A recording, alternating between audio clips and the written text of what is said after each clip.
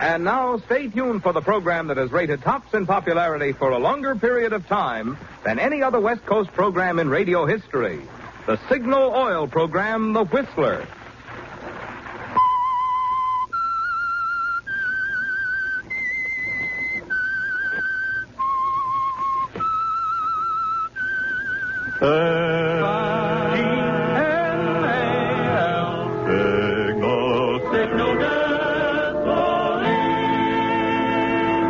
Signal, the famous Go Farther gasoline, invites you to sit back and enjoy another strange story by The Whistler.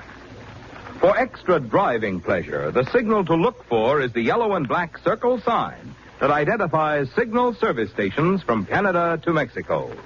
And for Sunday evening listening pleasure, the signal to listen for is this whistle that identifies the Signal Oil program, The Whistler.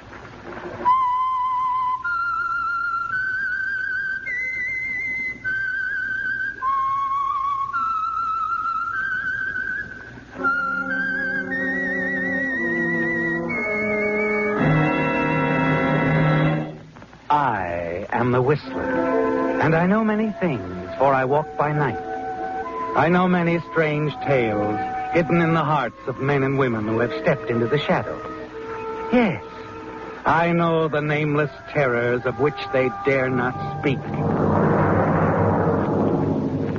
And now the Whistler's strange story. Brief pause for murder. He couldn't recall the exact moment when it ceased to be a thrill to beam brightly at a microphone and announce, "This is Roger Wixon speaking, and inviting you to tune in next week at this same time." He was sure now, though, that the glamour and magic of radio had gone out of his life the moment he'd married Tisha. Yes, and she'd taken a lot of other things out of his life, too. Things like pride and confidence and self-respect. And Roger couldn't recall either the precise instant he decided to kill Tisha, when the helpless, frustrated hate for her blotted out any pangs of conscience, left him frankly admitting to himself that all he wanted were the moment and the means. Of course, there was no plan in his mind on the night of the dance at the country club. No plan, just a decision. He'd come home first after leaving her there with Trent Crandall, and had sat alone in the living room, patiently waiting for her. It was after 2 when the door opened, and she called back to Trent. Good night, Ted, darling. Thanks for the buggy ride. Oh, Roger, you waited up for me. How sweet of you. Not at all. I was just catching up on my reading here. Trent's new book. He'd be so flattered, darling. I had to fall back on something simple. I started on the Rover Boys, but I got stuck on the big words. That's why you waited up, isn't it? You thought up a clever remark all by yourself, and you wanted me to hear it. I only want to tell you, Tisha, that I think you're being very stupid. You mean about Trent? Right. It makes no difference to me if you want to play footy with San Francisco's most distinguished visitor. But our fellow citizens have a way of talking, you know. If you're implying that Trent... I'm not implying anything. Why don't you join us some evening? Play chaperone. Trent Crandall is a celebrity, Tisha. Whatever he does is news. If it got back to his wife, she might possibly misinterpret. She just might assume there was more to your association with Trent than a healthy interest in his books. There is. I love him. And it doesn't concern Mrs. Crandall at the moment she's on her way to Reno. I see. And, of course, it doesn't concern me either. It shouldn't. When his divorce is granted, I'll be leaving you, naturally. There it is again. What?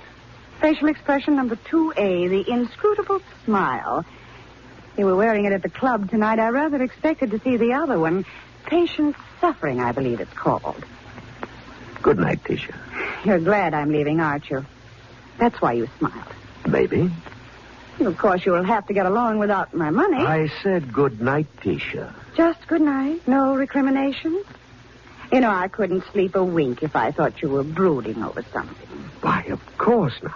You were brilliant tonight, Tisha. I enjoy being sneered at in front of a room full of people.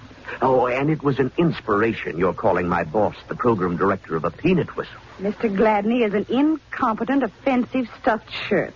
Why shouldn't I tell him so, even if he is your boss? Very well, Tisha. Is that all? That's all. All right, darling. This is Mrs. Roger Wixon bidding you good night.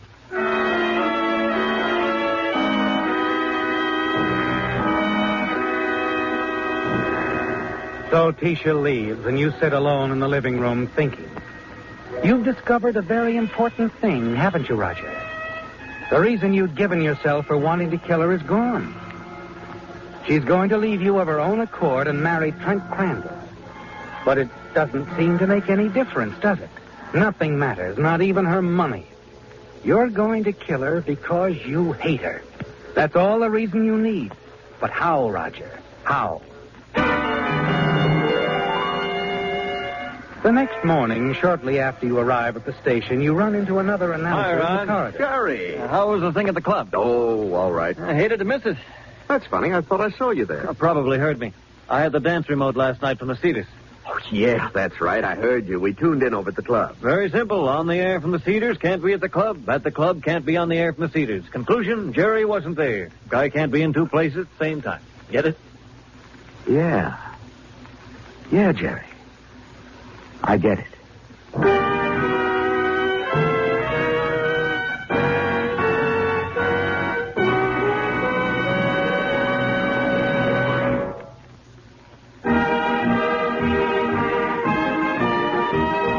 Again this week, you Whistler fans have sent in some really choice limericks. So once again, Signal has asked me to skip the regular commercial in order to present $20 Signal gasoline books to 3 of you as tokens of our appreciation. The first one tonight goes to Sarian Bessinger of Santa Monica, California, for this limerick. There once was a man named Ben Bow whose gas tank would always run low.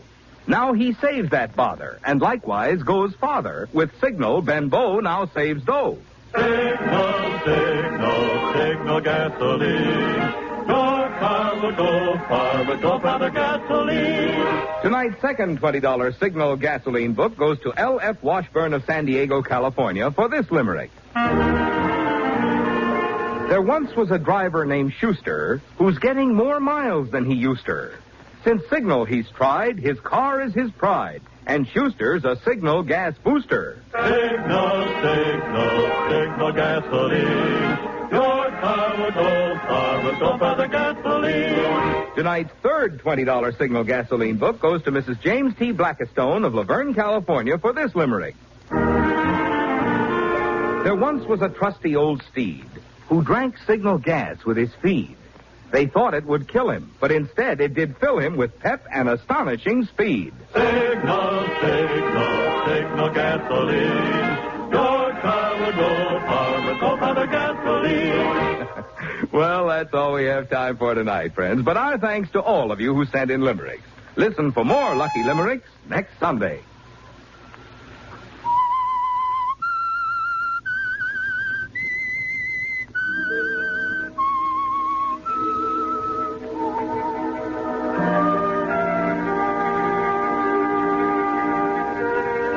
Well, Roger, it doesn't matter that Tisha plans to leave you, does it? The decision to kill her has been part of you for so long that nothing she does will ever change it. So you don't think of the why of it anymore, just the how, and part of the how took shape in your mind when Jerry Edwards explained that it was impossible for him to be both on the air from the Cedars and at the country club at the same time. Something to think about, isn't it, Roger?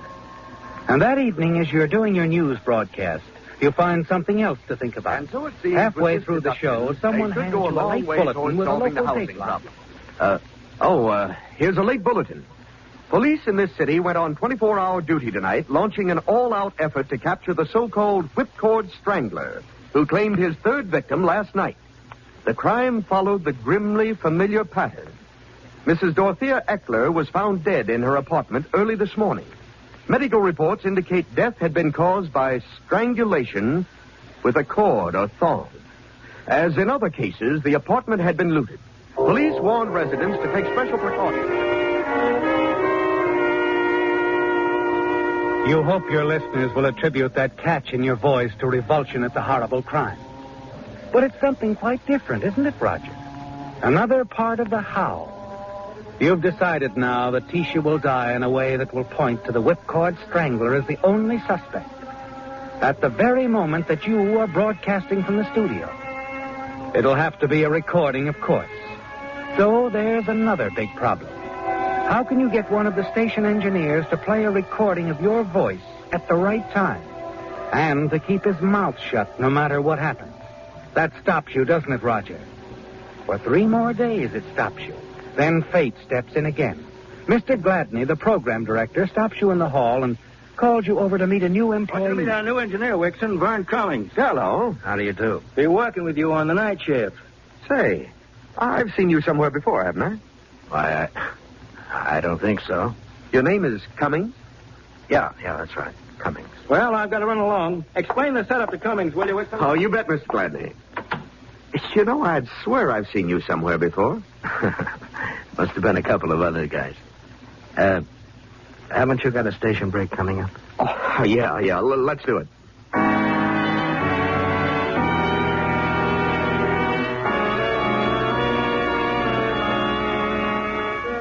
As you give the station's call letters and the time signal, you watch the new engineer through the glass of the control room. Try to imagine what he'd look like without the mustache, with a face a little less drawn, and then something clicks. You do know him. 6 years ago at another small radio station in the Midwest. You cut off your mic, and the smooth voice of the network announcer booms from a loudspeaker over your head, introducing a program of dinner music. When you re-enter the control room, Cummings is showing elaborate interest in the dials on the instrument panel before him. Say, Cummings.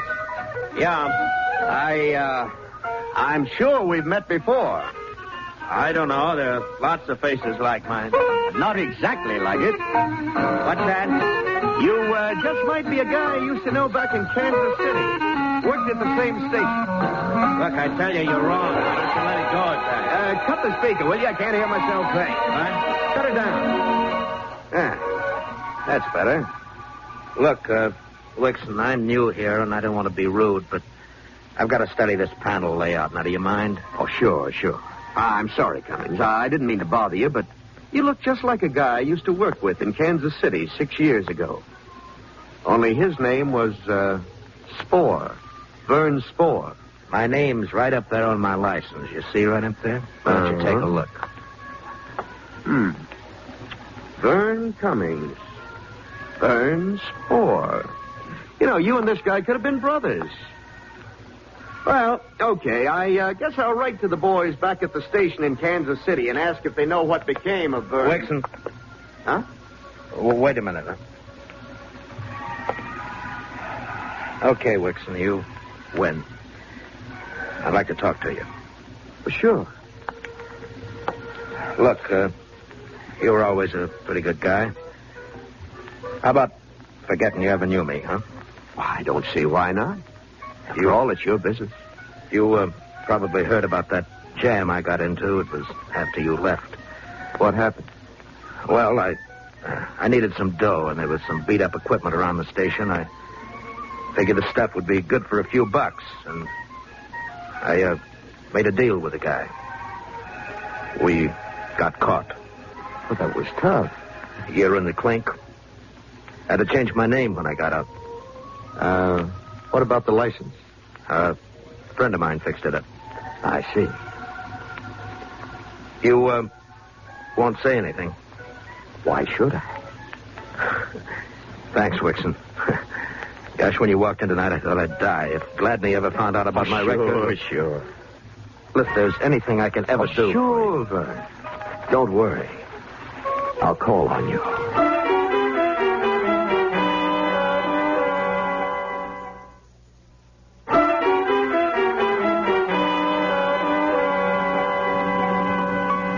So that's all there is to the how, isn't it, Roger?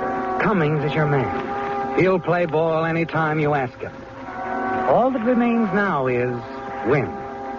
The answer to that comes unexpectedly the next evening when Lieutenant Krasner of the police department comes into the station to ask a favor. Mind if I interrupt you for a minute, Mr. Wixon? Oh, hello, Lieutenant. Not at all. Come on in. Thanks. Just been talking to Mr. Gladney. He suggested I see you about some announcements on the police benefit next week. Thought maybe you'd do them for us. Why, sure. Be glad to. When do you want them to start? Tonight, if you can. Let's see. I've got them right here. Tonight, huh? It's pretty short notice. The schedule's pretty full. Here they are.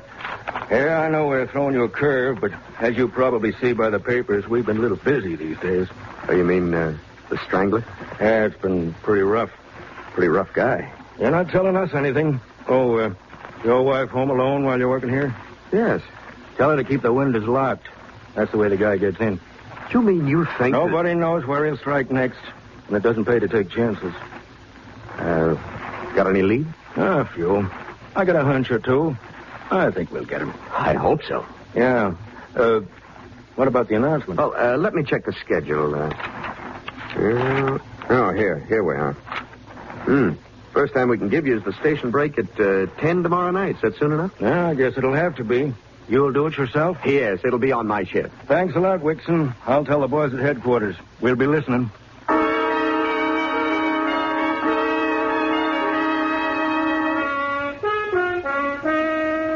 And that does it, Roger. The win is complete, too. Police Lieutenant Krasner is going to hear you read that announcement tomorrow night at 10 o'clock, along with his friends down at headquarters. And who could ask for a better alibi than that?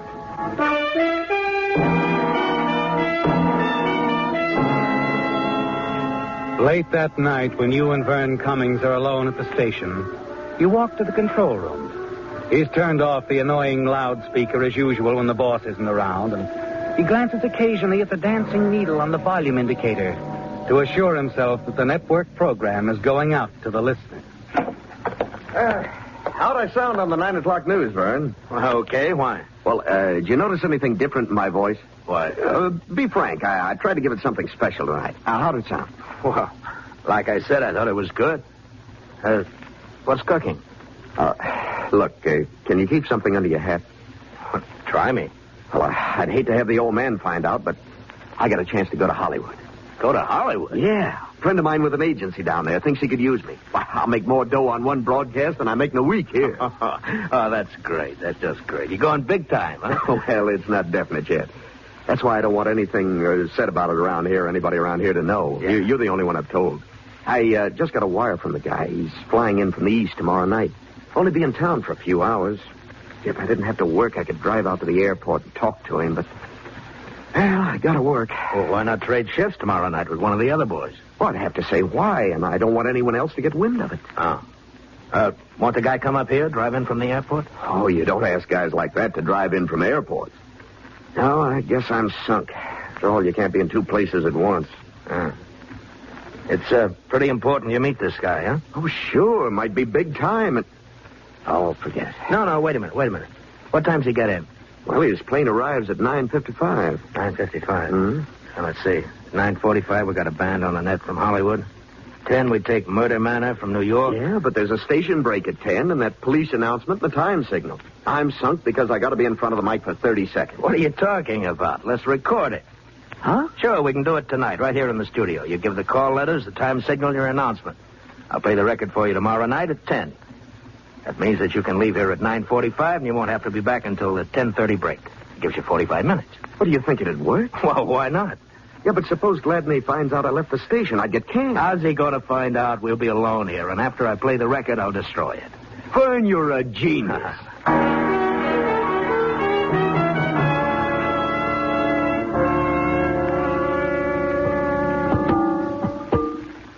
Well, there's your mic, my boy. Okay, you all set? Yeah, we're just about ready. I'll go and I'll cue you from the booth. Right. Froggy. This is KTUX.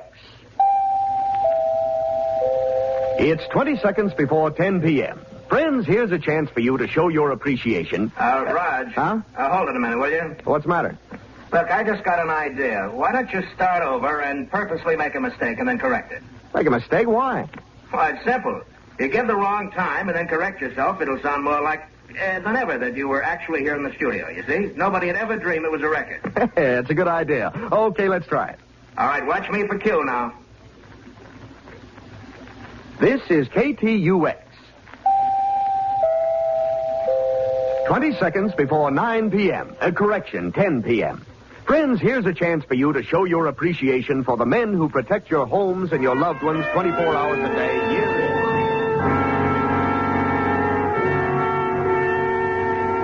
It's done, isn't it, Roger? The record is made, ready to go. And you know you can count on Vern Cummings to come through for you. The next day is the big one, but you manage to go through your normal routine at home during the morning and early afternoon. As usual, you don't say much to Tisha, only enough to discover that since Trent Crandall has left for Hollywood, she'll be home all evening, alone. 9:30 that night at the station, you call Lieutenant I just thought I'd remind you, Lieutenant, your announcement goes on in half an hour. Yeah, I think it'll do the job all right.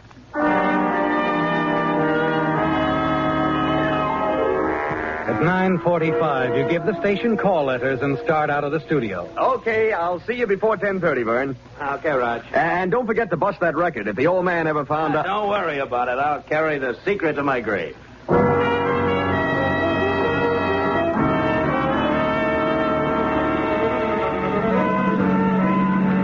You're careful to take the back streets home, keeping well within the speed limit. There's only one person in the world who'll know you're going to be in two places at the same time tonight. And you know Vern Cummings won't talk, no matter what he suspects. It wouldn't be healthy for a man with a prison record to expose himself to suspicion as a possible accomplice. 10 minutes later, you've left your car in an alley and walk up to the back door of your apartment. You reach into your coat pocket. Yes, the leather thong is still there.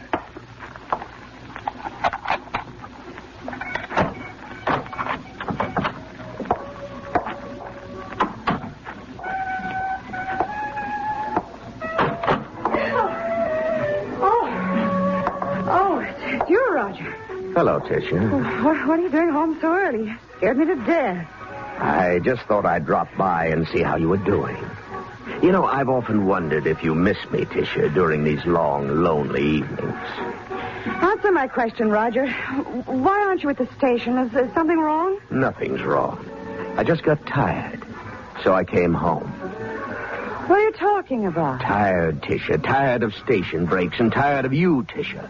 I'm tired of the farce you've made out of our marriage, if you can call it a marriage. Roger, what do you mean? It wasn't really marriage, was it, Tisha? It was only a means for you, a way you could ease that frustrated black heart of yours when Trent Crandall married somebody else, right under your nose. Oh. Why are you looking at me like that? Yes, Tisha, I'm tired of humiliation, of ridicule, of being used for a doormat, playing the clown for that crowd of stupid sophisticates. Roger, well, what are you going to do? Can't you guess, Tisha? Can't you make one small guess, darling?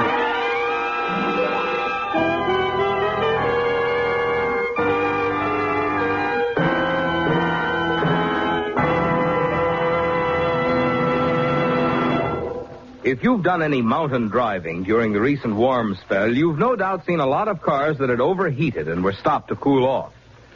When this happens, most drivers worry principally about the water that has boiled out of their radiators. But what they should worry about is the oil in their expensive engines. The reason: many motor oils break down under extreme heat and form harmful gum, varnish, and carbon. Fortunately, however, this type of damage is something you won't ever have to worry about if your motor is protected by Signal Premium Compounded Motor Oil. That's because, in addition to its 100% pure paraffin base, Signal Premium is fortified with scientific compounds that do important things for your motor, which oil alone cannot do. For instance, the oxidation inhibitor in Signal Premium Compounded Motor Oil specifically prevents the formation of gum and varnish. The detergent compound actually removes harmful carbon. And the viscosity index protector preserves Signal's Premium's rich body even when the temperature goes up, up, up. In other words, Signal Premium does a lot more than just lubricate. So if you want to keep repairs down and performance up, Remember to make your next oil change a change to Signal Premium Compounded Motor Oil. Remember where to get it at Signal service stations. Well, Roger, it's over now, isn't it? Tisha is dead and you're free. With half an hour to get back to the station. You leave her there on the floor, put on a pair of gloves, and move quickly about the apartment, dumping the contents of drawers all over the room. Then into the bedroom where you open the window. Yes, Roger, it must look like a typical whipcord strangler crime with robbery the obvious motive. The dance music coming over the radio covers any noise that you might make. But then suddenly the music stops. You hear the announcer interrupt and begin reading a bulletin. Flash from the police department. A suspect arrested early this afternoon has confessed to the whipcord stranglings of 3 women in the city during the past month. What? Nearly half the loot stolen from his victims No, it has can't been be. recovered. With this dangerous criminal A wave of fear sweeps over you, Roger. Quickly, you turn the radio down. This is something you hadn't counted on. One of your alibis is gone. The fall guy is in custody. You stare at the littered room, wondering if you have time to restore the place to order. No, there's no time for that. The other alibi. That's the one you'll have to depend on now.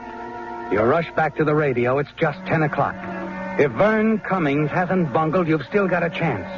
Your hand is shaking so violently you can hardly turn the dial to the station frequency, and then... This is KTUS. 20 seconds before 9 p.m. Correction, 10 p.m. Friends, here's a chance... As your own voice comes over the speaker, you begin to relax. Lieutenant Krasner, at least a dozen other police officers are listening to it down at headquarters. It doesn't matter how Tisha died or who did it. The fact remains, a man can't be at 2 places at the same time. Widows and orphans of the brave men who live in your service and die for your protection. For your protection. For your protection. For your protection.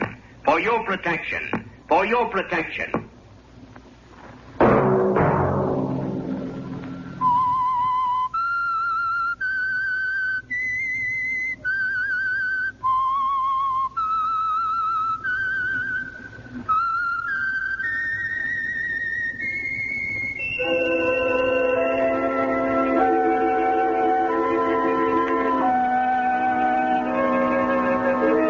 Let that whistle be your signal for the Signal Oil program, The Whistler, each Sunday night at this same time.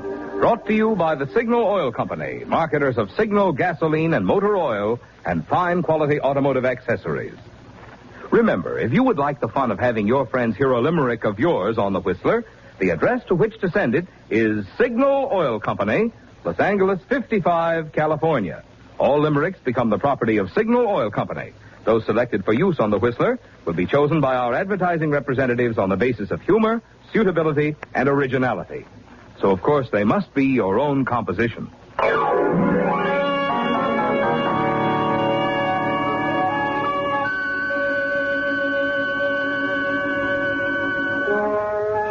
Featured in tonight's story were Frank Nelson, Mary Lansing, and William Conrad.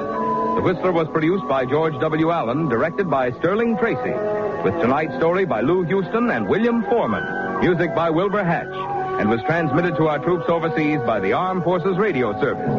The Whistler is entirely fictional, and all characters portrayed on The Whistler are also fictional. Any similarity of names or resemblance to persons living or dead is purely coincidental. Remember, at this same time next Sunday, another strange tale by The Whistler.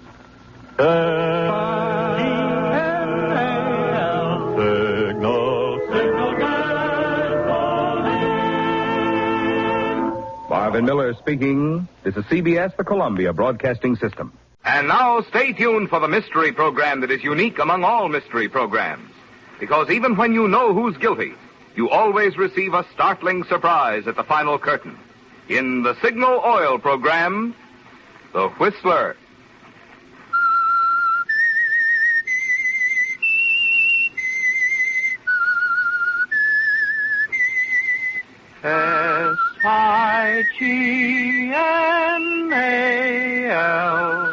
SIGNAL. Signal gasoline.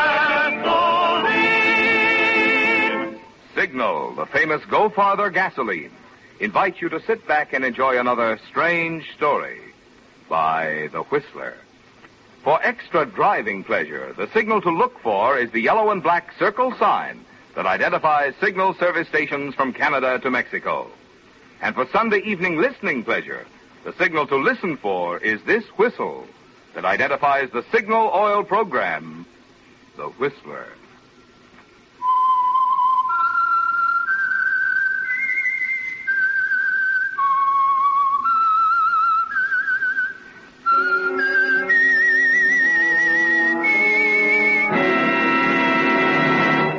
I am the Whistler, and I know many things, for I walk by night. I know many strange tales hidden in the hearts of men and women who have stepped into the shadows. Yes, I know the nameless terrors of which they dare not speak. And now the Whistler's strange story, The Clever Mr. Farley.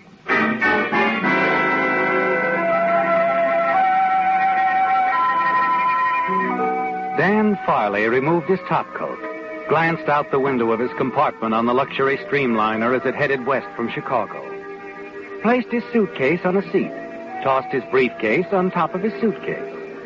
Dan had learned long ago that the safest place to hide valuable objects was in the open, and his briefcase was quite valuable to him. In it he carried $150,000 in brand new $20 bills, counterfeit $20 bills. But so perfectly executed, even an expert would have trouble in spotting them as bogus. As the train began to speed up, Dan smiled. He was glad to get underway. In his work, he didn't spend too much time in one place, and he'd been in Chicago much longer than he intended. Tickets, please. Come in. Oh, hello, conductor. Here we are. Through to Los Angeles. Compartment C. Mm-hmm. Not so many traveling today, huh? We'll pick up some more in Kansas City. Oh. Yeah, I guess this does it. Hope you enjoy your trip. Thanks, I will. I always do.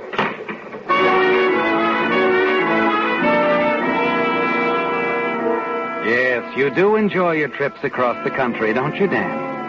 After 5 years of passing and distributing counterfeit money, you've never even been arrested on suspicion. Tall, handsome, with the assured poise of a banking executive. Everyone accepts you for what you appear to be, just a successful young man.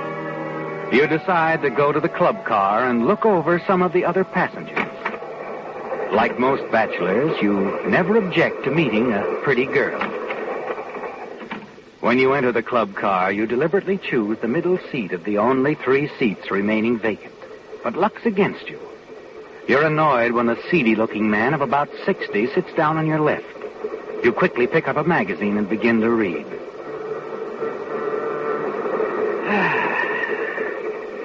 Quite a train, huh? Mm-hmm. I don't have occasion to ride very many trains, especially a modern train like this. Going as far as Kansas City? Uh-huh. Traveling on business? Yes, that's right. Salesman? Nope. I kind of thought you were. I guess it's none of my business anyway. You know, I can't make up my mind whether to stop over at Kansas City or go on through to Los Angeles. Ever been to Kansas City? Never have, no. I guess it's no different than most cities. I'm not sure I'll even stop over. Come to think of it, though, I might have to. My reservation's only good that far. You think I could get my accommodations on this train extended if I decided to go on through? The conductor can tell you. Yeah.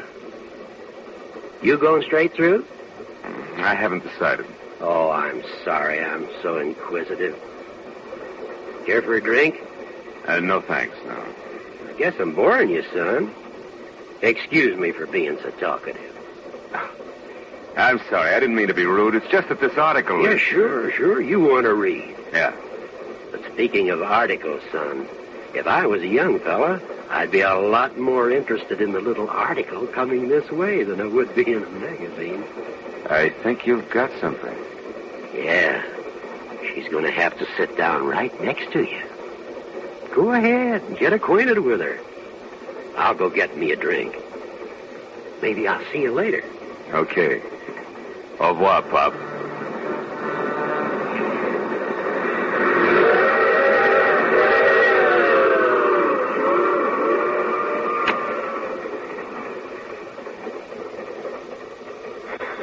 If you'd rather read that book than talk to me, just tell me. I won't bother you anymore. But if you don't mind a little conversation... Why should I mind? Informal conversations are customary on trains, aren't they? Well, I'm not a customarian, but in my book, when a lady desires solitude, that's what she gets. Cigarette? Not now, thank you. Going all the way through? Something funny? Yeah, my question. You know, when that old gentleman standing at the bar over there asked me if I was going straight through, it annoyed me. Now, to open a conversation, I ask you the same thing. Should I be annoyed, too? Well, not unless I affect you the way you did me. Well, I guess this is the wrong answer, but so far you haven't affected me at all. Yeah, well, I was afraid of that. Well, that's the way life is, huh? Besides, we've got quite a ride in front of us. Maybe 24 hours will make a difference. Maybe. Leave your husband in Chicago? No. Oh, meeting him at the other end, huh? No. Don't tell me you're not married. I won't. I won't tell you that I am, either. In other words, what's it to me, huh? Mm-hmm. Well, do you mind telling me your name? Not particularly. I'm Judith Barnes. Judith. That's a pretty name. Chicagoan? At times. Oh, woman of mystery, huh? Have to be. I'm a spy. You haven't asked me who I am. No, I haven't. I'm going to tell you anyway. Name's Dan Farley. I'm a spy, too.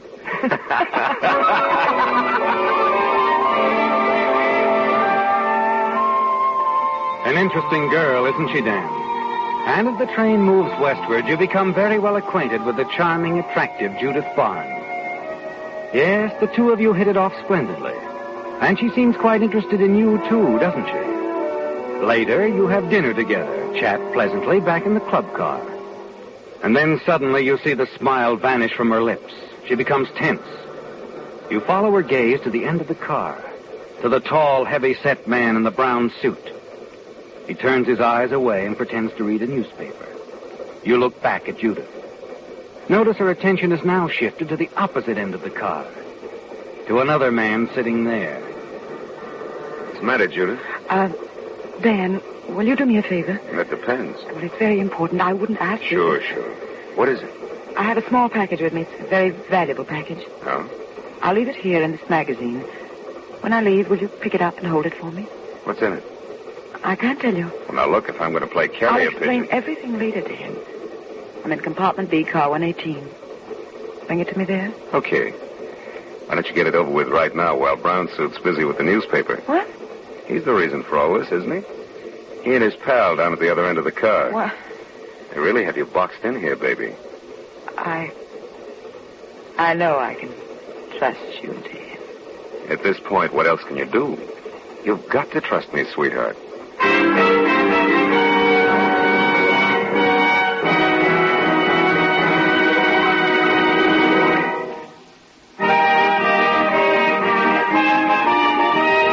Tonight's $20 Signal gasoline book goes to Carol Hamilton of Los Angeles for this limerick. There once was a fellow named Ewell whose auto ran just like a jewel. When asked what the cause, he said without pause, "Why, Signal Go Farther's my fuel." Signal, signal, signal gasoline. Your car will go far with Go Farther gasoline.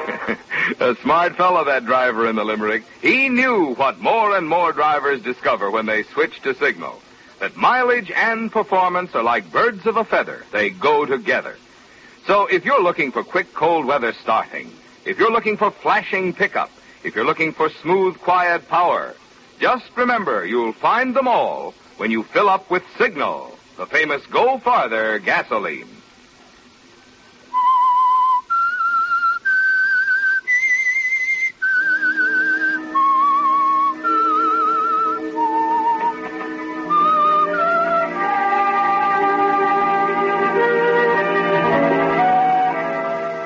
Well, Dan, When you boarded the train in Chicago, you had only one thought in mind. To get your package of counterfeit $20 bills to your contact in Los Angeles as quickly as possible. But your meeting with Judith Barnes in the club car has altered your plans, hasn't it? As the train speeds on into the night, you wonder what's in the package Judith has placed in your care. Why she's afraid of the two men who stationed themselves at either end of the club car. You watch her as she leaves now, walks past the man in the brown suit. He makes no move to follow her. You lean back, light up a cigarette, finish your drink. Then finally you get to your feet, move past him, stroll toward the next car. As you do, you turn around. The man in the brown suit is following you. Quickening your pace, you hurry into the next car. Somehow you've got to shake him off. And then suddenly up ahead, a door to a compartment partially open. You're about to hurry by when you notice the man sitting inside. The gentleman you met earlier that afternoon in the club car. Hello there. Huh? Oh, hello, son. Figuring on catching a few winks? Yeah, was figuring on it. Say, how'd you get along with the young lady? Oh, all right. Thought maybe I could buy you a drink, a nightcap. Well, thanks. I was pretty rude this afternoon, huh? Oh. I didn't mean to be, really. It's just that I had things on my mind. Oh, that's all right, son. I talk too much anyway. Oh, no, you don't. I tell you what. Let's have lunch tomorrow, and wait a minute. You're stopping over in Kansas City, aren't you? Have to. Reservations on this train are all taken, and the conductor tells me there's a waiting list ahead of me. Yeah, I think you're lucky. They tell me Kansas City's quite a place. I think I'll stop over myself. I thought you said you had reservations through to the coast. Oh, I have, but I'm afraid it's Kansas City just the same. You remember a while back when you asked me if I was a salesman? Yes, I do. I guess I was a little nosy. No, you weren't. No, I was pretty brusque. But I had a reason. You see, my work is, sort of confidential. Detective? Well, not exactly. I'm a federal man, work for the government. My name's Farley. Government man, huh? Mm-hmm. Say, I'm Seth Williams from Junction City, Iowa. Certainly pleased to meet you, Mr. Farley. I've always wanted to meet a G-man. Well, I'm not a G-man, exactly. I'm with the Customs Department. Frankly, that's why I'm getting off at Kansas City. Glad to hear that. Then we can still have lunch together. Well, no, not in Kansas City, but we might see each other on the train again if we take the same one out of Kansas City. How long are you figuring on stopping? Just one day. Oh. I figure on taking the same train tomorrow. Well, I had the same idea. I'll make my reservations as soon as we get in. Good, I will too. Something to do with one of your cases, huh? Yeah, that's right. Oh, by the way, do you mind if I step in here and wash my hands? I don't know where I picked this up. Probably newsprint. Go right ahead, son.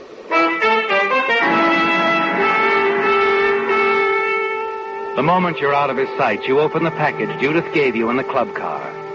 Your hand trembles as you pick up the piece of jewelry. A diamond brooch, exquisitely fashioned. Breathtaking, isn't it, Dan? Yes, and you're certain it's worth a fortune. You're certain, too, that Judith stole it. And if you can get it away from her, it'll even the score. You hate to part with the brooch, don't you, Dan? But there's nothing else you can do at the moment with the man in the brown suit and his friend, probably searching the train for you. Quickly, you make up your mind. Replace the brooch in the package. Step back into the compartment. You feel confident you can trust Seth Williams of Junction City. Oh, Mr. Williams. Yeah? I wonder if you'd do me a favor. Why, be glad to. I'm interested in finding a certain party on this train. Now, you could help me out and do Uncle Sam a good turn, too. Of course.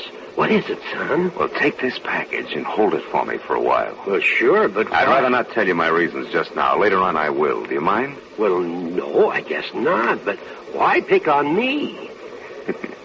Want to know the real truth, Mr. Williams? Well, of course. Well, it's because you look like that place you come from, Junction City. You know the old saying, you can take the boy out of the country, but you can't take the country out of the boy? Yeah, a lot of truth in it, I guess. Yeah, there is. You'd be the last person on the train a smart crook would pick on. Well, you're not very flattering, but you make sense. I like you. I'll keep your package for you. Go ahead, look through the car. Thanks. I won't be gone long.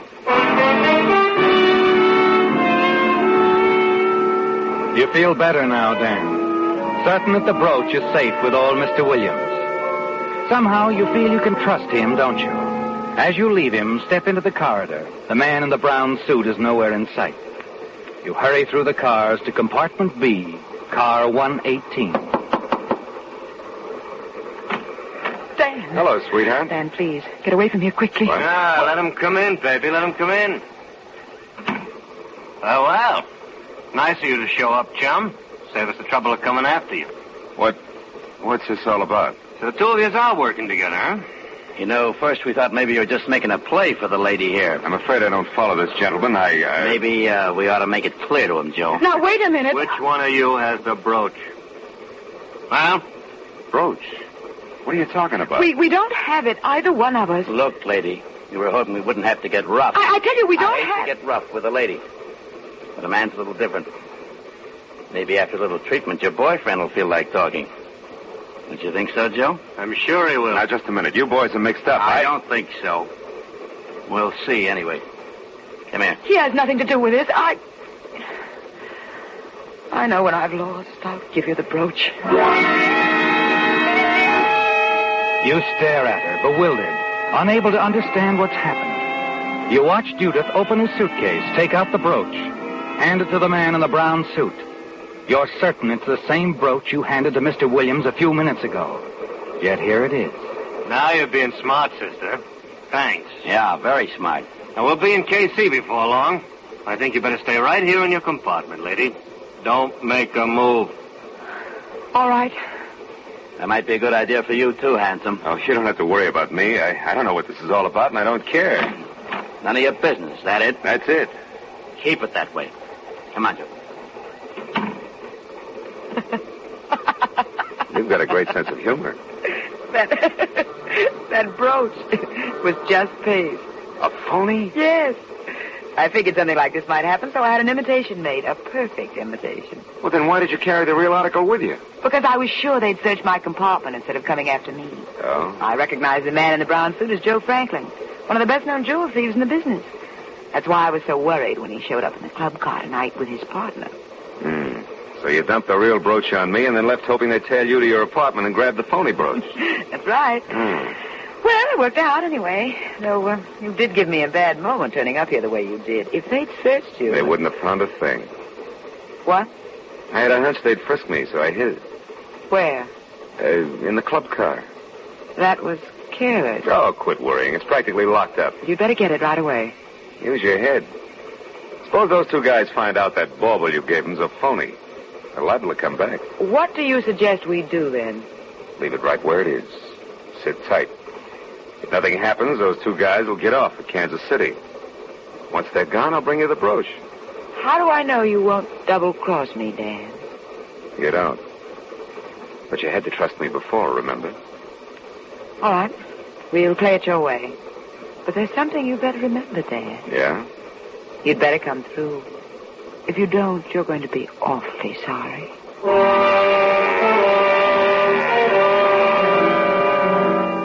Well, Dan, it was easier than you thought, wasn't it? As you leave Judith's compartment, more than ever convinced she's a thief, you know exactly what you're going to do. When you reach Kansas City, you'll leave the train.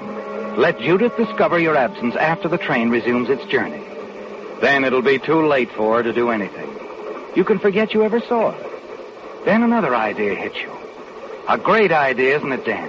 Quickly, you return to Mr. Williams' compartment. Like your party all right, son? Yeah, I did. Are you still figuring on leaving Kansas City on tomorrow's edition of the same train? Mm-hmm. Already wired from a reservation. Good. I'll take the same one. Now, meantime, if you can help me still further, that is, if you will. Well, I guess so. Well, I want you to keep that little package for me while you're in Kansas City. You can give it to me when we see each other again in the train tomorrow, huh? How do you know I'll show up? I don't. I just believe in you, Mr. Williams. All right, son. I'll do it.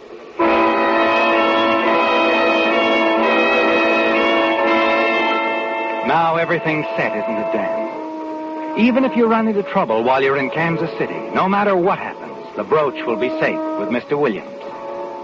You smile as you return to your own compartment. And as you step inside, your eyes fall on your briefcase. And suddenly you know something is wrong. The briefcase has been moved. Tampered with, hasn't it, Dan? You're certain of that. Quickly you open it. The money's still there. But somehow you have the feeling it's been disturbed. And for the first time in your career, a wave of panic sweeps over you. What? Who is it? Mr. Farley, sir? Oh, yes, Porter. What is it? We'll be arriving in Kansas City in another half hour. I wondered if you wanted to send a wire or something. No, thanks, Porter. You stand there, staring down into the briefcase full of counterfeit bills.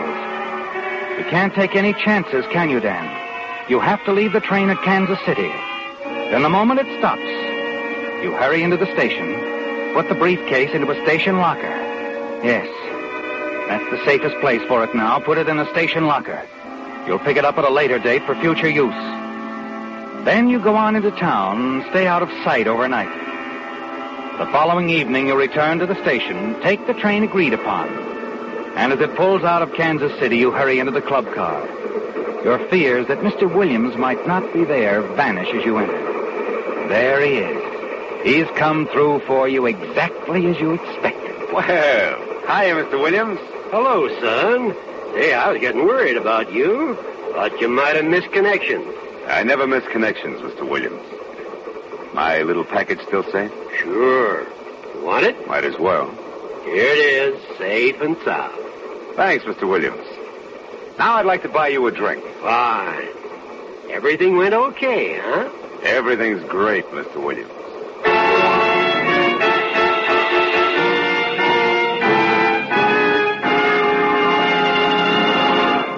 You've heard me talk about the more thorough, more conscientious service that cars get at signal stations, because signal dealers are in business for themselves and have a personal interest in pleasing you. Well, typical of this are the extras you enjoy when you have your car lubricated at a signal service station. Instead of taking the chance of remembering the many vital points on each make of car, signal dealers follow a factory-recommended lubrication chart, which plainly shows every lubrication point on your car.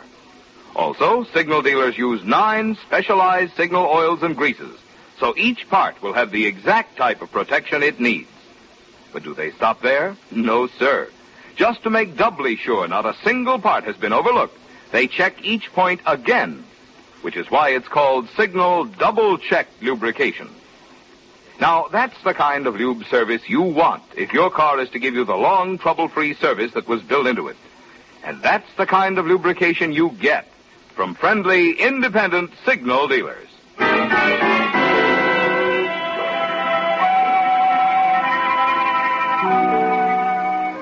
Everything worked perfectly, didn't it, Dan? Yes, and as the big streamliner picks up speed, you're more than satisfied, aren't you? You might even give up the counterfeiting racket and go into a legitimate business of your own after you dispose of the brooch. You're sure you'll be able to sell it for at least $50,000 once you reach the coast. And you're not worried about Judith Barnes. The chances are you'll never see her again. And the elderly Mr. Williams came through for you exactly as you were certain he would.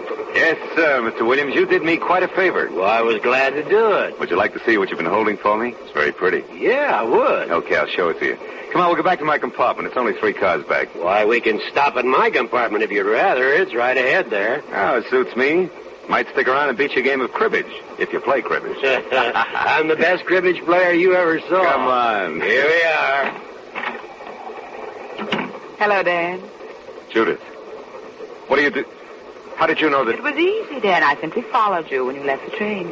You mean Mr. Williams told you? Mr. Williams told me nothing until a few minutes ago. I asked him to arrange this little meeting. You see, I'm an insurance investigator, Dan. Insurance investigator? But I thought You thought I lifted that brooch, didn't you? No, Dan, no.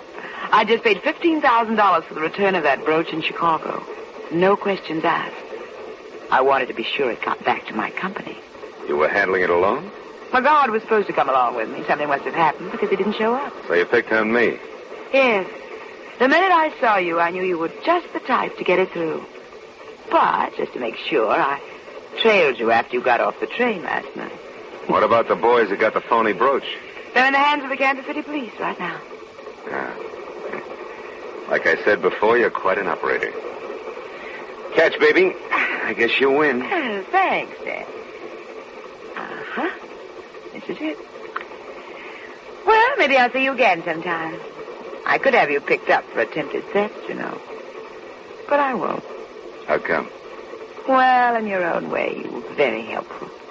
You too, Mr. Williams. Thanks a lot. That's all right, young lady. You must be a darn good detective. My boss thinks so. Bye. She's quite a gal. Isn't she? Nice of her not to take action against you. Yeah. Sorry I had to lie to you, Mr. Williams. Anyway, you sure did your part. Well, I guess I'll have to change plans again, get off at Albuquerque, and get back east. I'm afraid not. What? You see, I found something of yours, too, in your compartment yesterday while you were tied up with those jewel thieves. A briefcase full of phony money. The same one you put in that station locker in Kansas City. You were the one who... That's right. Solid evidence. You're under arrest. Now, wait a minute. I was on that train looking for someone yesterday. Didn't know just who, and then you came along. But how could you... Never should have told me that lie about being a federal man, son. You see, I know all about federal men. Been a Fed myself for 25 years.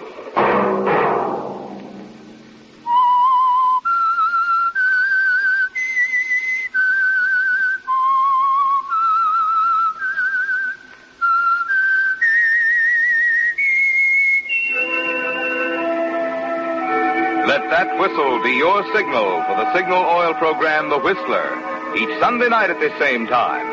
Brought to you by the Signal Oil Company, marketers of Signal gasoline and motor oil and fine automotive accessories. Remember, if you would like the fun of having your friends hear a limerick of yours on The Whistler, the address to which to send it is the Signal Oil Company, Los Angeles 55, California. All limericks become the property of the Signal Oil Company. Those selected for use on The Whistler will be chosen by our advertising representatives on the basis of humor, suitability, and originality. So, of course, they must be your own composition.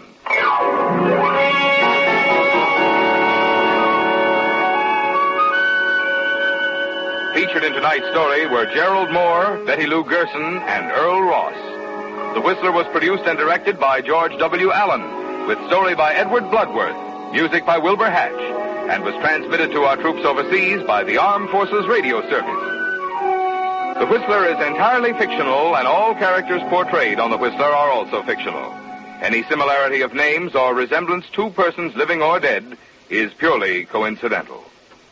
Remember, at this same time next Sunday, another strange tale by The Whistler.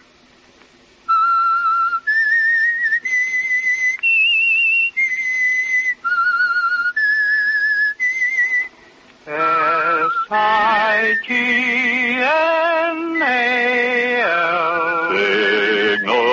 Signal gasoline. When you give to the community chest, you're helping not just one organization, but many worthy causes that directly benefit 4 out of every 10 families. Think of that when you're deciding how much to give to the community chest. Marvin Miller speaking. This is CBS, the Columbia Broadcasting System. And now, stay tuned for the mystery program that is unique among all mystery programs. Because even when you know who's guilty, you always receive a startling surprise at the final curtain. In the Signal Oil program, The Whistler.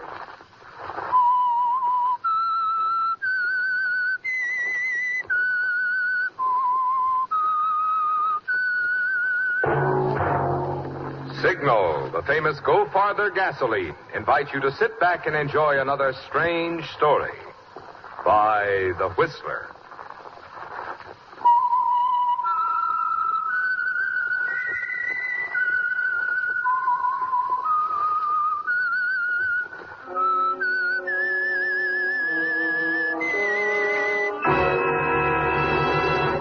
I am the Whistler, and I know many things, for I walk by night.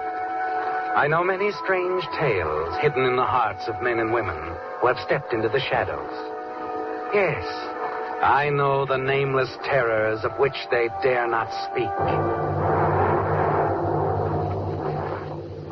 And now for the Signal Oil Company, The Whistler's strange story. Devoted Couple.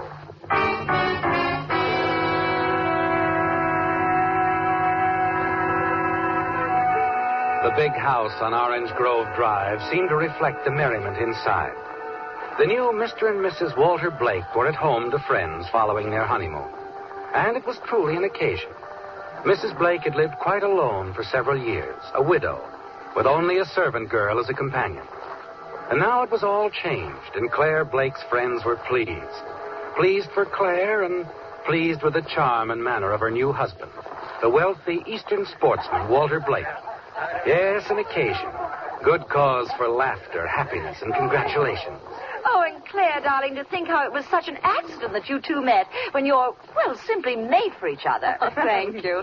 Thank you, Meg. Yeah, she's right, you know. And I'd say you both made a fine catch. Well, I'm the lucky one, Mr. Shelley. Oh, make it Bob, will you? After all, Walter, the husband of our dear friend Claire. Well, sorry, Bob. But I repeat, I'm the lucky one. Claire's the sort of person I've been searching for years. Thank you, dear. Mr. Blake, sir, the telephone. Oh, excuse me, dear. Everyone, probably some long-distance congratulations from my side of the fence. I'll be right back. Don't be gone long, dear. Hello? Mr. Blake? Walter Blake? That's right. Congratulations. Well, I'm afraid... who is this? The name is Spiker. I'm afraid we haven't met formally, Mr. Blake, but you see, I'm from the East myself. So? Quite well informed about a number of prominent sportsmen there. I know who's who and who isn't. What are you driving at, Spiker? You'd better talk to me. I'll meet you in the garden in back of the house. 10 minutes. Hello? Hello?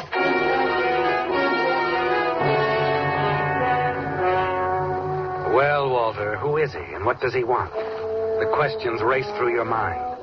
You can't place the name Spiker, not at all. But you know one thing, you have to meet him. Have to watch your opportunity and slip away from Claire and her friends. Make your way out into the garden in back of the house. Over here, Mr. Blake. Oh. Spiker? That's right. Now, see here, I don't want you to get the idea that because I've come out here like this that you're worried, scared? Oh, no, Mr. Blake. Not that. Come on, I haven't much time. What's this all about? What's it all about, eh? Well, it's all about you, Mr. Blake. I know all about you. You see, I was paid my regular fee just to find out all about you. Your regular fee? I'm afraid I'm a private investigator, Mr. Blake. A private investigator? Been checking on you for several weeks now. Hired by the present Mrs. Blake. Claire? Claire hired you? Yes, to look into your background. Find out the truth about you before she listened to your proposals, went ahead with the marriage. I don't believe it. Because she went ahead with the marriage, you mean? No. No, simply I don't believe that Claire would stoop to such... Oh, come off it, Mr. Blake. Oh, Walter. It's no time for pride. If it'll help your feelings any, her attorney did the insisting, but the fact remains. That you investigated me. Found out that Walter Blake, wealthy sportsman, is about as wealthy as I am. Well, then, why on earth did Claire go through with it? She said nothing. Why did she marry him? Mr. Blake, I dreamed up a beauty.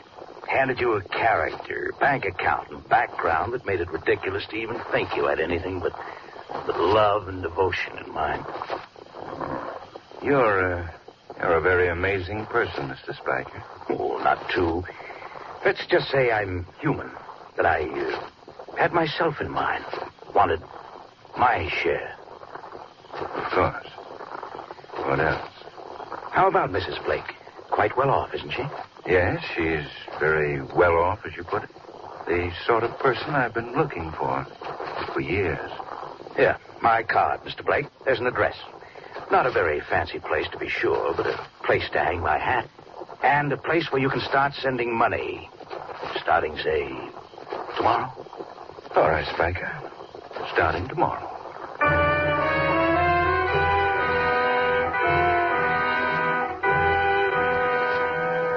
You have a partner, haven't you, Walter? An unwelcome but full partner in your carefully prepared plan to acquire the wealth belonging to your new wife, Claire. The problem is on your mind all evening, through the remainder of the little reception party. And you're thinking about it later as you drive Claire's friends, the Shelleys, home because their car is stalled. And then Then alone in the car on your way back home to Claire, you hit upon a solution. Yes, Walter, you find the only kind of answer to this sort of thing. The only kind of answer you know.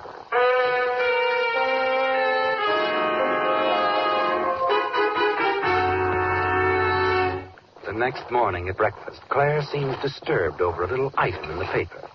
What is it, dear? You have an odd expression on your face. Have I?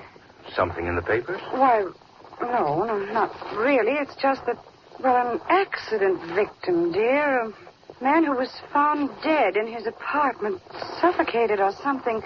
His name seems familiar to me somehow. Oh? What is the name? Spiker. Harry Spiker. No, I can't place it. Neither can I. Oh, may I look at the financial page, dear?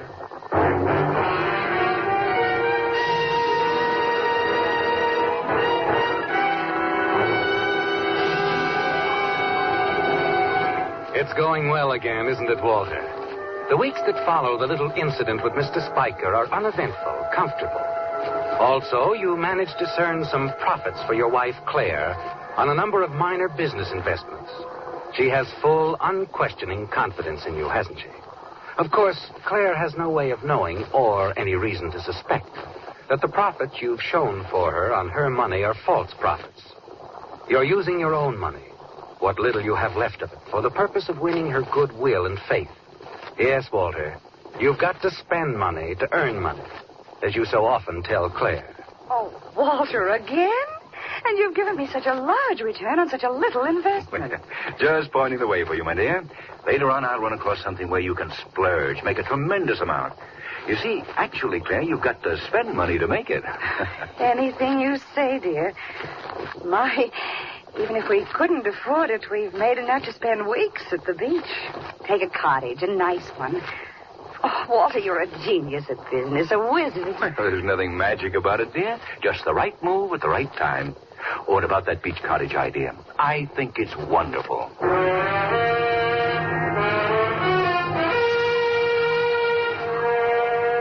Yes, Walter.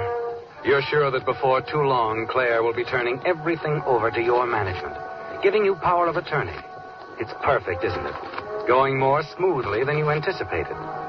At the beach, Claire's confidence even inspires her to hire a social secretary. Your new wife is blossoming out, Walter, taking an interest in things. But you find another kind of interest in her new secretary, a girl with Titian hair and laughing blue eyes. And it all begins on the day you first meet her when you drive back to the beach from town.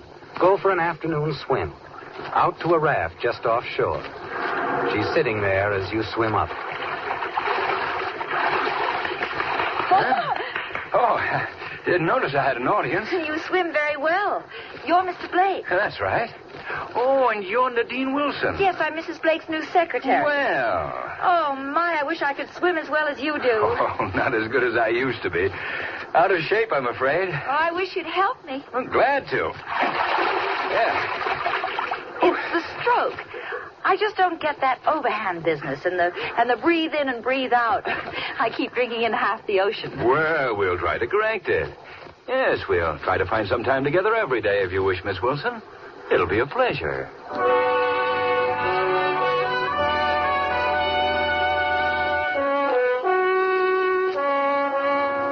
That was the beginning, Walter, but only the beginning. First, the lessons every afternoon, and like you said, a real pleasure. Then later, a chance meeting one evening when Claire retired early. A stroll along the beach. Quiet conversation, lulled by the gentle lapping of the waves against the beach. Just the two of you. You and Nadine. Soon it's a nightly thing. A silent agreement that you two will meet and walk and talk. And suddenly you find yourself discontented. The thoughts of Claire's money aren't enough, are they? They're new thoughts. Thoughts of you and Nadine. Until finally you can stand it no longer. You're wondering what to do and when to do it. Until suddenly Nadine brings everything up short. Mr. Blake. Please, Nadine, dear. Walter's been quite good enough for a week now. Surely you're not going to change something that's so... Mr. Blake. I've wanted to say this before. Now I have to say it. I simply must. Well, what is it, dear? Maybe I will sound mid-Victorian or something. But I don't care. I don't know what's got into me. I've never acted this way before. I mean, with a married man.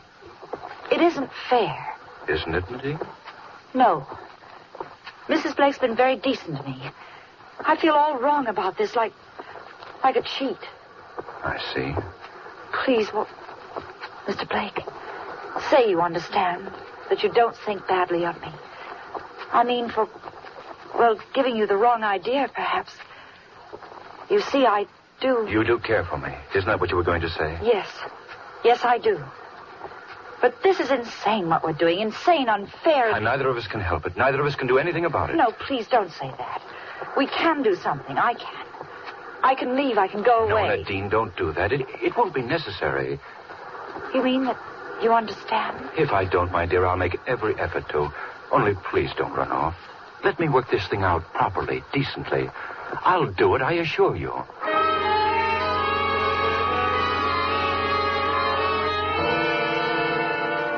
The proper, decent thing that you promised Nadine would involve a divorce, wouldn't it, Walter? Yes, complete freedom from Claire. Divorce. That would clear the way for you and Nadine, wouldn't it, Walter? But you don't intend to take that step, do you? Divorcing Claire would leave you penniless, and that doesn't fit in with your plans. Plans that will make you a wealthy man on Claire's death.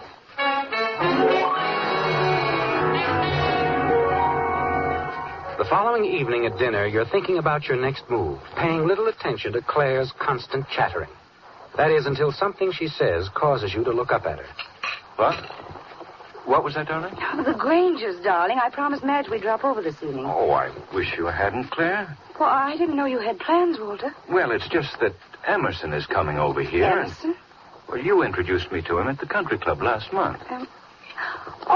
Oh, yes, of course. He's in insurance or something. Yes, insurance. That's why I asked him over. Oh, darling.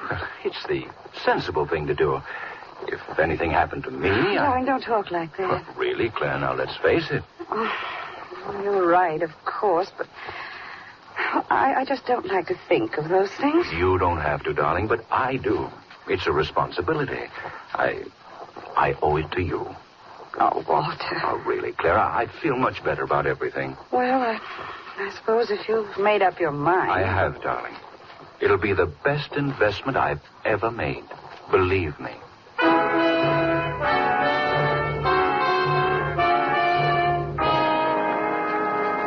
During the rest of dinner, you manage to keep the topic of insurance alive, don't you, Walter?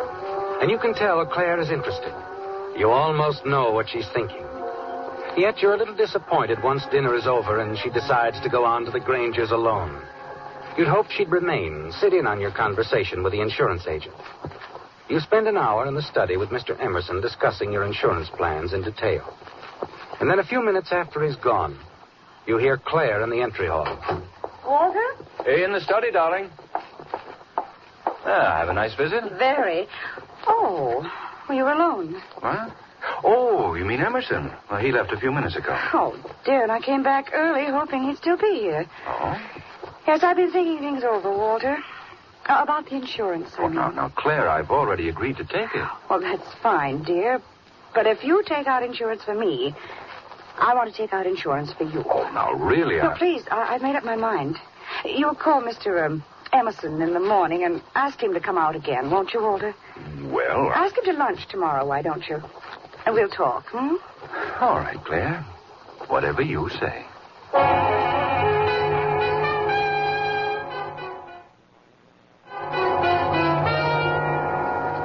It's happened just as you knew it would, Walter. Claire fell for your insurance idea and insisted on taking out an equal amount of insurance on herself, just as you felt sure she would. Within a week after Mr. Emerson's second call to the house, the luncheon, you and Claire share a joint life insurance policy for $50,000. In addition, there's the rest of Claire's money that you'll inherit the day she dies. You haven't decided just when that will come about or how. 6 months or so, a year perhaps. But in the weeks that follow, as you continue to meet with Nadine, you find yourself becoming more and more impatient. And then one morning, as you come downstairs to a late breakfast, you see a taxi pull out of your driveway and disappear down the street. Morning, morning, dear. Good morning, Claire. Who was that? The taxi that... Oh, Nadine. She couldn't wait. Darling told me to say goodbye. Goodbye. Yes, the poor girl was so upset. I knew something was wrong the moment she brought the mail in this morning. Wrong? What do you mean? Bad news from home. Her mother's quite ill. Oh, I see. Oh, I do so hate losing Nadine. She was such an efficient little person. Well, now I suppose I'll have to start all over again and break in a new secretary. Really, it's so annoying. Wait a minute. You mean she's not coming back? No, I'm afraid Nadine's left us, Walter. For good.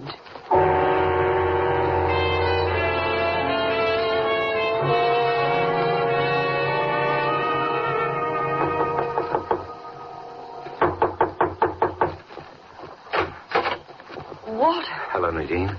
Didn't think I'd find you, did you?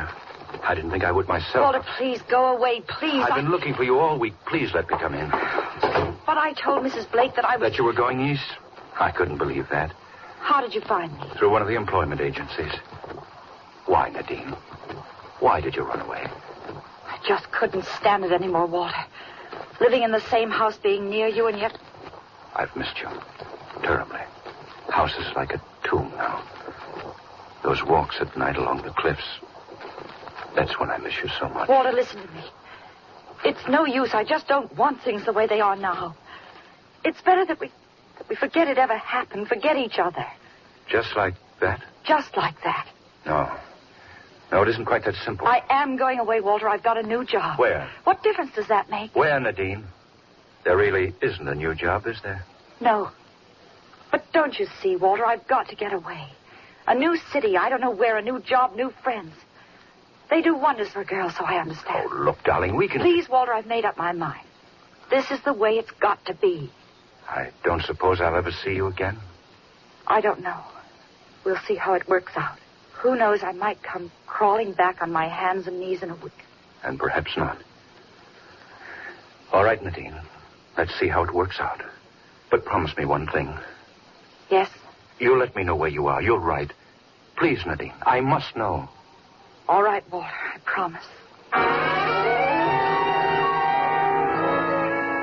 You're afraid you're going to lose her, aren't you, Walter? Once she's gone to another town, a new job, and new friends. Nadine's an attractive girl, and she'll find someone else, you're certain of that. Someone who'll help her forget you. But that isn't going to happen, is it? No. You're not going to give her the chance to forget you, Walter. And that means you've got to speed up your plans to get rid of Claire.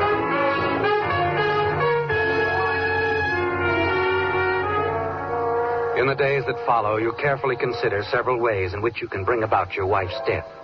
Consider and reject them as dangerous, complicated, and apt to cause suspicion.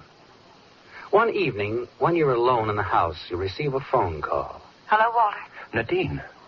Is Mrs. Blake... No, it's all right. She's out for a walk. I'm leaving in the morning, Walter. A job? In San Francisco. You at the apartment? Yes, I'm packing my things. I'll be right over. Walter, no, But please. I've got to see you before you go. I'd rather you didn't. Only for a minute or so. I won't answer the door, Walter. I swear. But, Nadine, All right. I couldn't persuade you to change your mind about going. Probably. That's why I'd rather not see you. Oh, Nadine, this is crazy. Please don't go. We can work something out. Can't. It's no use. Listen to me, darling, No, please. I'm going to hang up now. Nadine, wait. Goodbye, Walter. I'll write you. Nadine.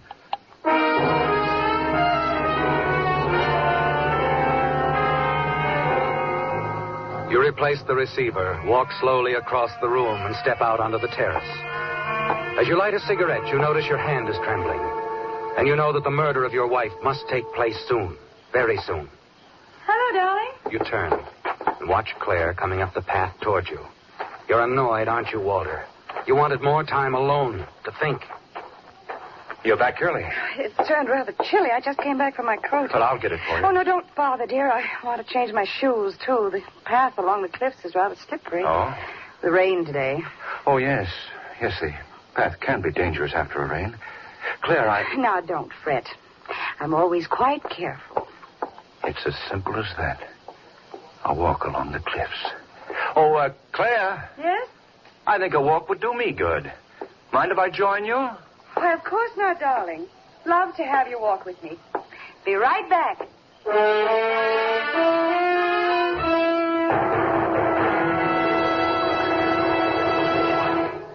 travel aids now being offered free by Signal dealers are a must for anyone planning a vacation.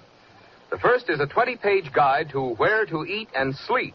Called Lane's Guide, this handy pocket-sized booklet includes a representative selection of eating and lodging places in 350 cities and towns throughout 16 western states. The second free travel aid is Signal's state maps. In addition to the usual road information, Signal maps contain handy extras, such as a radio log showing where to dial the popular network stations as you travel, a list of interesting places to visit, a western state's mileage chart, and enlarged sections of metropolitan areas. Remember, both of these Signal travel aids are free. The 20-page guide to where to eat and sleep and the state maps. Remember where to get them from any of the friendly independent dealers throughout the Pacific Coast states who feature Signal, the famous Go Farther gasoline.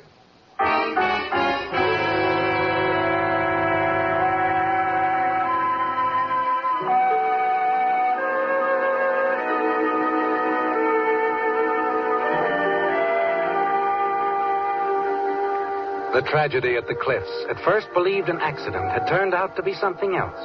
A clear case of murder. There had been a witness to the shocking affair who saw the victim pushed off the cliffs. And that witness now sat in a crowded office at police headquarters, white-faced, staring across the room at the killer.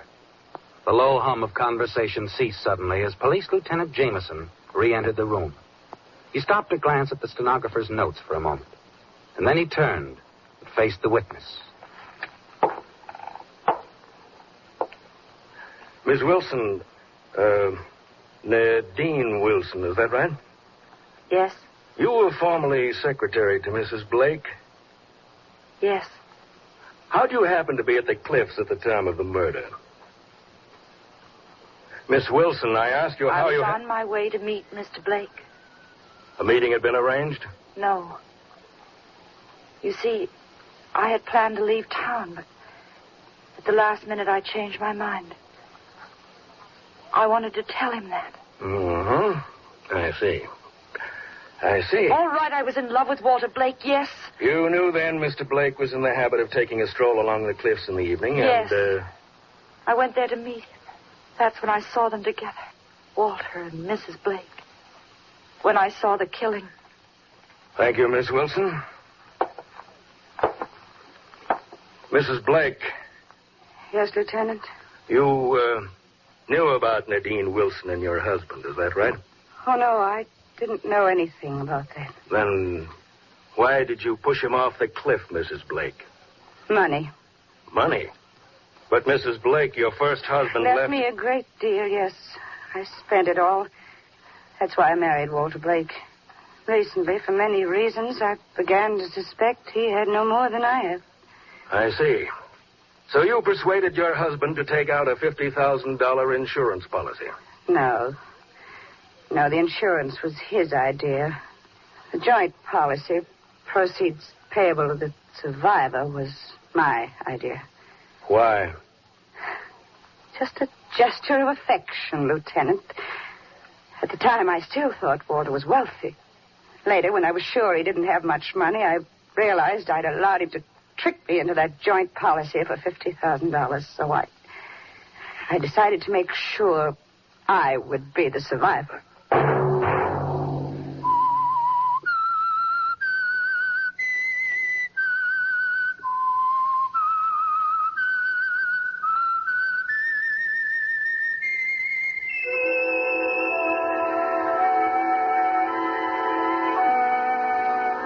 Let that whistle be your signal for the Signal Oil program, The Whistler, each Sunday night at this same time.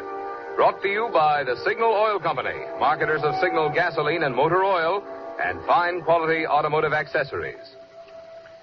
Many drivers, when buying gasoline, forget what a big part of the price goes for tax. In fact, every time a driver in the average western city buys $1 worth of gasoline, tax adds 33 cents to his bill.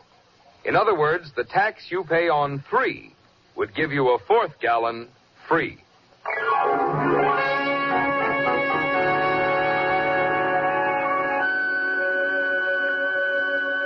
Featured in tonight's story were Bill Foreman, Bill Johnstone, Barry Lansing, and Francis Robinson. Marvin Miller speaking for the Signal Oil Company. This is CBS, the Columbia Broadcasting System.